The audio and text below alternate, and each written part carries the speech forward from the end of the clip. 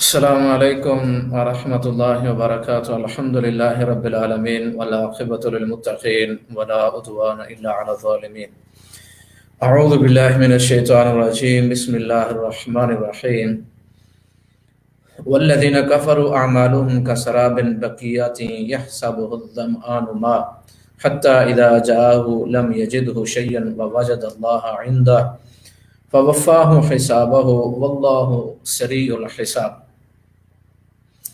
آج سورہ نور کی 39 اور 40 نمبر آیت سے آج ہمارے امثال القرآن سے یہ 31ویں جو ہے وہ مثال ہے۔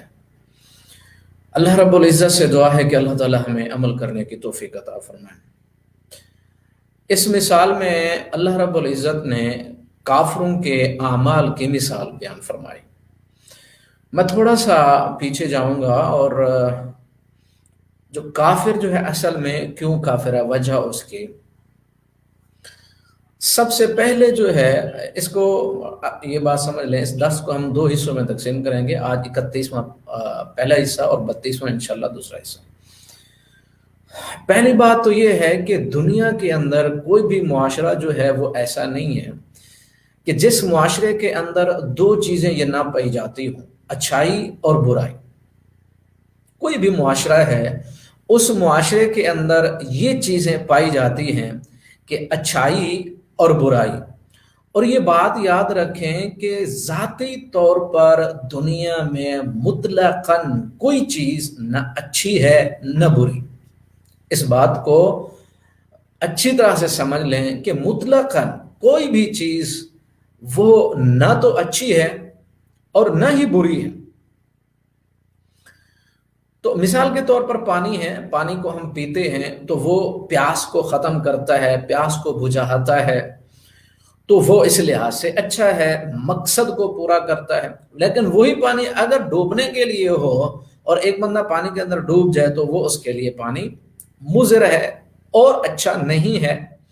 اسی طرح یعنی آپ یہ سمجھ لیں کہ بجلی ہے، اس کے ہزاروں کام ہیں، مقاصد پورے کرتی ہے، اگر کرنٹ لگ جائے اور مر جائے بندہ تو وہی بجلی اچھی نہیں ہے۔ آپ ہر چیز کو اسی طرح سوچتے چلے جائیں کہ بذات خود مطلقاً کوئی چیز اس دنیا میں نہ تو اچھی ہے نہ بری، لیکن اگر مقصد کو وہ چیز پورا کر رہی ہے تو پھر مقصد کے استعمال میں وہ چیز جو ہے وہ اچھی ہے، اگر مقصد سے ہٹ جائے تو بری۔ اسی طرح میں آپ کو یہ بھی عرض کروں کہ شیطان جو ہے بذات خود نہ وہ اچھا ہے نہ برا، جب وہ مقصد سے ہٹا تو برا بن گیا اور مقصد کو پورا کر رہا تھا تو اچھا تھا۔ مطلب یہ کہ دنیا کے اندر جو ہے ہر وہ چیز جو دنیا کائنات کے اندر موجود ہے وہ مقصد کو اگر پورا کرتی ہے، مقصد کو پہنچتی ہے، مقصد کا سبب پورا کرنے میں وسیلہ ذریعہ سبب بنتی تو اچھی، اگر مقصد پورا نہیں کرتی تو بری ہے۔ تو اسی طرح میری زندگی ہے، کیا میری زندگی اچھی ہے یا بری، وہ بھی بات وہی آئے گی، کیا مقصد کو میری زندگی جو ہے وہ پورا کر رہی ہے، اگر پورا کر رہی ہے تو اچھی، پورا کر نہیں رہی تو بری۔ اور یہ بات یاد رکھیں کہ اگر میری زندگی مقصد کو پورا نہیں کر رہی تو پھر خسارہ، اور اس زندگی میں میری اس زندگی کے اندر جتنی چیزیں استعمال ہو رہی ہیں، اولاد ہے، بیوی ہیں، بچے ہیں، مال ہے، دولت ہے، صحت ہے، جوانی ہے، وہ ساری زندگی اگر مقصد کو پورا نہیں کر رہی اور جتنی بھی چیزیں استعمال ہو رہی ہیں مقصد کے خلاف، وہ سارے کا سارا ویسٹ اور خسارہ، اور کتنا بڑا خسارہ ہے انسان سوچے تو عقل دنگ رہ جاتی۔ اور پھر آگے یہ دیکھیں تو مسئلہ اصل میں یہ تھا کہ اب مقصد جو ہے وہ بتائے گا کون؟ مقصد بتائے گا کون؟ کیا انسان یا مخلوق وہ خود بتائیں گے کہ مقصد کیا ہے؟ انسان بتائے، مخلوق بتائے، بتائے کون؟ بتائے گا مالک، بتائے گا خالق۔ کیوں؟ جس کی ملکیت، مثلا ایک بندے کا جو آپ سمجھیں کہ شادی حال ہے، مثلا مثال کے طور پر اس کی ملکیت ہے، ایک راہگیر چلتا ہوا آیا، وہ کہتا ہے کہ میں عقل مند ہوں، میں فلاں فلاں سارا کچھ، تو آپ اس شادی حال کو اس مقصد کے لیے استعمال کرو۔ اور اسی طرح وہ جو یعنی شادی حال ہے، اس میں آنے والے جو لوگ ہیں، جو انوائٹ کیے گئے، جو بلائے گئے، وہ کہیں کہ اس کا مقصد یہ ہونا چاہیے، یا پھر وہ مالک بتائے گا کہ اس کا مقصد یہ ہے کہ میں نے اس کو کس مقصد کے لیے بنایا۔ شادی حال کے اندر دوسرا کام ہونے لگ جائے تو پھر خرابی ہے۔ مسجد جس مقصد کے لیے ہے وہی کام اگر ہو تو ٹھیک ہے، دوسرا ہو تو خرابی ہے۔ تو مطلب جو مالک ہے اس حال کا، وہ بتائے گا کہ میں نے اس حال کو بنایا کس لیے۔ ایک بات یاد رکھیں کہ کوئی بھی چیز کی بناوٹ، اس کی تخلیق، اس کا خلق ہونا، اس کا بننا، وہ بعد میں آتا ہے، مقصد پہلے موجود ہوتا ہے، مقصد پہلے ہی موجود ہوتا ہے۔ اور یہ جو ساری تخلیق ہے، یہ جو کائنات ہے، یہ جو زمین و آسمان ہے، یہ جو مخلوقات ہے، یہ بنائی گئی بعد میں، مقصد اس کا پہلے موجود تھا، اور پھر مقصد کے تحت یہ ساری مخلوقات ہوتی ہیں، اور مقصد کے اوپر ہی کائنات میں مخلوق اور اس کے پاس جو نعمتیں، جو ہر قسم کی یعنی وافر مقدار میں نعمتیں، آسائشیں، ساری چیزیں وہ مقصد پہ قربان ہوں گی، نہ کہ مقصد اس کائنات پہ قربان ہوگا۔ اب میں آپ کو یہ بتاؤں کہ انسان جو ہے وہ بذات خود مقصد کو جو ہے ڈیزائن نہیں کر سکتا، مقصد خود نہیں بتا سکتا۔ کیوں؟ کیونکہ اس مخلوق کا ایک خالق ہے، وہی مالک ہے دنیا کا، کائنات کا، انسان کا، مخلوقات کا، رب العالمین ہے، تو وہ بتائے گا مقصد زندگی انسان کا کیا ہے۔ اور اسی مقصد کے تحت اگر میری زندگی گزرتی ہے تو پھر میں جو ہے وہ اچھا ہوں، میری زندگی میں آنے والی ہر چیز جو مقصد کے مطابق استعمال ہو رہی ہے تو وہ اچھی ہے۔ اگر میری زندگی مقصد کے، خالق کے مقصد کے خلاف استعمال ہو رہی ہے تو وہ جتنی بھی چیزیں، جتنی بھی عمریں، جتنے بھی سال، جتنی بھی نعمتیں، اور جتنے بھی وسائل اور جتنے بھی ذرائع اور اسباب استعمال ہوں گے خالق کے مقصد کے خلاف، ٹوٹل ویسٹ اور خسارہ۔ اور میں یہ آپ کو بتاؤں کہ ایک انسان خالق کے مقصد کے مطابق زندگی بسر کر رہا ہے تو اس کو ہم مسلمان کہتے ہیں، اور مسلمان یعنی وہ سلنڈر ہوا، اس بدنی لحاظ سے بھی، عقل کے لحاظ سے بھی، شعور کے لحاظ سے بھی سلنڈر ہے، خالق کے مقاصد کے مطابق زندگی گزارنے کا ایگریمنٹ جو تھا اس نے سائن کیا، اور دل اور دماغ اور رغبت اور شوق رکھتے ہوئے، اور اس کو ساری چیزیں ادراک، پتہ، سمجھ، سارا کچھ ہے، اس کے بعد اس نے ایگریمنٹ سینڈ کیا اور کلمہ پڑھا، مسلمان ہو گیا، اور خالق کے مقصد کے مطابق زندگی بسر کرتا ہے تو یہ مسلمان ہے۔ اور دوسری جو زندگی ہے وہ اگر خالق کے مقصد کے خلاف ایک انسان جاتا ہے، انکار کرتا ہے، اس کا نام کافر ہے۔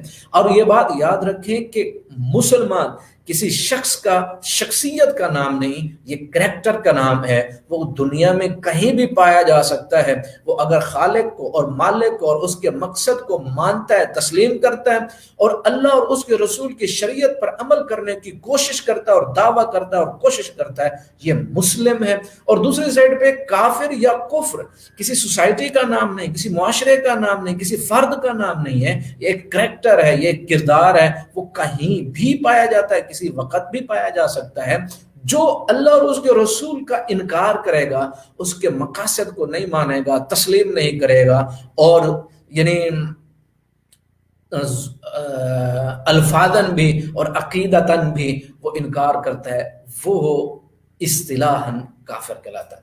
اور ایک بات یہاں بھی میں یہ بھی عرض کر دوں کہ انسان مخلوق کے اندر جرت ہی نہیں، اس میں استطاعت ہی نہیں، اس میں طاقت ہی نہیں کہ مقصد زندگی کو ڈیزائن کرے، مقصد زندگی بتائے۔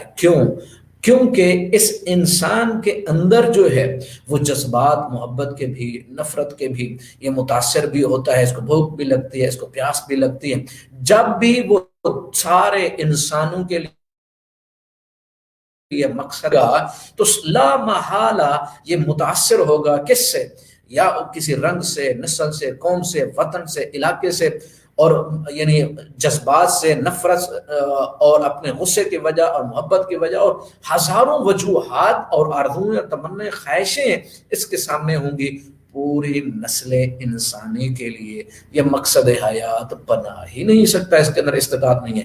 بنائے گا کون؟ جو ان سارے جذبات سے، یعنی جو نفرت، محبت اور یہ اور فلاں اور مٹیریلسٹک ساری چیزیں یہ مخلوق ہے، ان وہ بنائے گا جو خالق بھی، جو مالک بھی، اور پھر پوری نسل انسانی کے لیے جو مقصد حیات خالق بنائے گا، وہ ہر دور میں، وہ ہر وقت میں، ہر زمانے میں، وہ آنے والے زمانوں کے لیے، وہ ماضی کے زمانوں کے لیے، وہ مستقبل کے لیے، وہ حال کے لیے، وہ آنے والے عقل مندوں کے لیے، وہ گزرنے والے دانشوروں کے لیے، ہر انسان کے لیے کامل، مکمل، اکمل شریعت اور دین۔ اب آئے ہم آیت پڑھتے ہیں۔ اللہ رب العزت ارشاد فرماتے ہیں اعوذ باللہ من الشیطان الرجیم والذین کفروا اعمالهم کسراب بقیۃ یحسبہ الظمآن۔ اللہ تعالیٰ ارشاد فرماتے ہیں کہ دیکھو وہ لوگ جنہوں نے کفر کیا، جنہوں نے انکار کر دیا خالق کا اور نبوت اور رسالت کا، اب یہ انکاری ہیں، انہوں نے کفر کر دی ہے، نہیں مانتے، ان کے اعمال قیامت کے روز جب آئیں گے ان کی صورتحال کیسی ہوگی؟ جب قیامت کے روز آئیں گے تو پھر ان کی صورتحال کیا ہوگی؟ جس طرح اللہ رب العزت ارشاد فرماتا ہے نا، اچھا اس کو آیت میں دوبارہ آپ کو سناتا ہوں۔ تو اللہ تعالیٰ ارشاد فرماتے ہیں اعمالہم کسراب، سراب بقیۃ، سراب کہتے ہیں ایسا دھوکہ جو حقیقت نظر آ رہی ہے، یعنی جو چیز نظر آ رہی ہے وہ ہے نہیں، جو ہے وہ نظر نہیں آتی ہے، عجیب سراب ہے۔ یعنی آپ دیکھیں کہ دھوپ ہو، گرمی ہو، آپ روڈ پر جا رہے ہو، دور سے اگر آپ کی دور نظر ڈالیں تو روڈ پر ایسے نظر آتا ہے جیسے پانی ہو، آپ وہاں پہنچتے پانی ہوتا نہیں ہے، یہ سراب ہے۔ بقیت ایک بہت بڑا میدان، ایک بہت جس میں ریت ہو اور پھر وہ چمکتی ہو اور دور سے پیاسا انسان ہے، اس کو پانی کی ضرورت ہے، وہ پیاسا انسان جب آتا ہے دیکھتا پانی ہے ہی نہیں۔ اب یعنی ایک بندہ مر جاتا ہے، اس ساری زندگی اس کی یعنی کفر کی گزری، انکار میں گزری، اب وہاں جب وہ پہنچتا ہے اب اس کو اعمال کی ضرورت ہے، نیکیوں کی ضرورت ہے، فرما برداری کی ضرورت ہے تاکہ وہ جنت میں جا سکے، اس کو اقرار اور تصدیق اور ایمان اور ساری چیزوں کی ضرورت ہے۔ اب وہاں جب جائے گا تو پیاسا بھی ہے، وہاں جائے گا وہ مطلب سارے اعمال کی سارا کچھ بھی، میں یہ کیا اچھا یہ بھی ساری اچھائیاں میں کر کے وہاں پہنچا، اللہ تعالیٰ ارشاد فرمائیں گے یہ سارا سراب ہے جو تیرے دماغ میں تھا، کیونکہ تو نے انکار کیا تھا، تو نے اقرار کیا ہی نہیں تھا۔ اب جب جائے گا وہاں وجد اللہ عندہ، اللہ تعالیٰ کو پائے گا، اللہ تعالیٰ کو پورا حساب کر دیں گے۔ بقیت یحسب الظمآن ماء، اور پھر جب سراب یعنی سراب کی طرف جاتا ہے تو پیاسا آدمی جاتا ہے، وہاں دیکھتا ہے کہ پانی تو وہاں ہوتا نہیں، پھر کیا ہوتا ہے حتی اذا جاءہ لم یجدہ شیئا، جب وہ وہاں پہنچتا ہے کافر انسان تو کچھ بھی نہیں ملتا اس کو، اور ووجد اللہ عندہ، اور وہاں اللہ تعالیٰ کی ذات حساب و کتاب کے لیے موجود ہوگی، تو پھر وہاں اس کا حساب ہوگا، واللہ سریع فوفاہ حسابہ، اللہ تعالیٰ اس کا پورا حساب کر دیں گے۔ اب یہ کافر کے اعمال کی مثال ہے، پوری زندگی اس انسان نے اپنی زندگی کہاں گزاری؟ آرزوؤں میں، تمناؤں میں، خواہشوں میں، پتہ نہیں کس چیزوں میں۔ یہ زندگی جو ہے یہ ایک سنجیدہ زندگی ہے، زندگی کا سارا پیریڈ جو ہے ایک سنجیدہ پیریڈ، سنجیدہ وقت ہے۔ اب اندازہ کریں اس چیز سے کہ قیامت کے روز کا ایک دن 50,000 سال کا ایک دن ہوگا۔ قیامت کے روز ایک دن 50,000 سال کا ایک دن۔ ابھی دنیا کو انبیاء آئے اور جہاں سے تاریخ یہ شروع ہوئی 20 صدیاں گزری ہیں، 50,000 سال تو دور کی بات ہے، یعنی 20,000 گزرے تو 50,000 سال کتنی ایک لمبی زندگی، نہ ختم ہونے والی زندگی۔ اور یہاں اللہ تعالیٰ ارشاد فرماتے ہیں ایک انسان انکار کر کے جب آئے گا تو پھر اس کا ہوگا کیا؟ اللہ تعالیٰ تو پورا اس حساب کر دیں گے، پھر جہنم ہے۔ تو اللہ رب العزت ارشاد فرماتے ہیں فوفاہ حسابہ، اس کا حساب ہو جائے گا مکمل، واللہ سریع الحساب، اللہ تعالیٰ تو جلد جو ہے وہ حساب کرنے والا ہے۔ اور جس طرح ایک معقولہ ہے کہ کل ما ہوا آتن فہو قریب، ہر وہ چیز جو آنے والی ہے وہ بہت قریب ہے، دور نہیں ہے۔ اللہ تعالی ہمیں عمل کرنے کی توفیق عطا فرمائے۔ وما علینا الا البلاغ المبین۔